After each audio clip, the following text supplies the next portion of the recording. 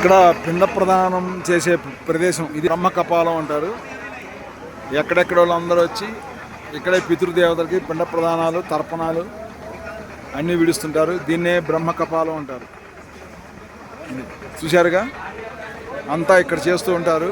ఇదేమో నరసరావుపేట నుంచి, హైదరాబాద్ నుంచి నాతో పాటు వచ్చిన ఈ చార్ధామ్ యాత్రకు నాతో పాటు వచ్చిన వాళ్ళు వీళ్ళంతా. వీళ్ళు కూడా ఇక్కడ వాళ్ళ పితృదేవతలకి తర్పణ కార్యక్రమాలు విడుస్తున్నారు. పిండ ప్రదానాలు తర్పణ కార్యక్రమం అయిపోవచ్చింది. మధ్యాహ్నం 3 గంటలకి దర్శనం మాట్లాడాము. బాగా రష్ ఉంది. కనీసం ఒక 7 గంటలు పట్టేటట్టుంది. మీకు ఇక్కడ నుండి చూపిస్తాను. క్యూ చూడండి. ఇప్పుడు 2 గంటల గుడి మూసేస్తారు, 3ంటికి తెరుస్తారు. ఒక్కసారి చూపిస్తాను చూడండి.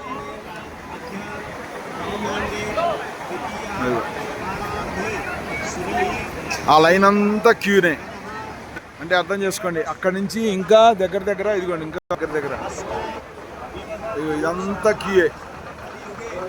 2 గంటకి గుడి మూసారంటే 3ంటికి తెరుస్తారు గుడి. సో అందుకని ఒక అర్చకుని పట్టుకొని, పండిట్ని పట్టుకొని మాట్లాడాను. మనిషికి 2000 ఇచ్చి దర్శనం చేయించే విధంగా మాట్లాడాను.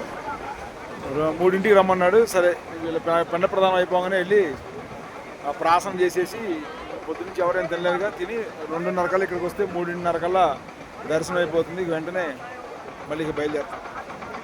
సెలవు.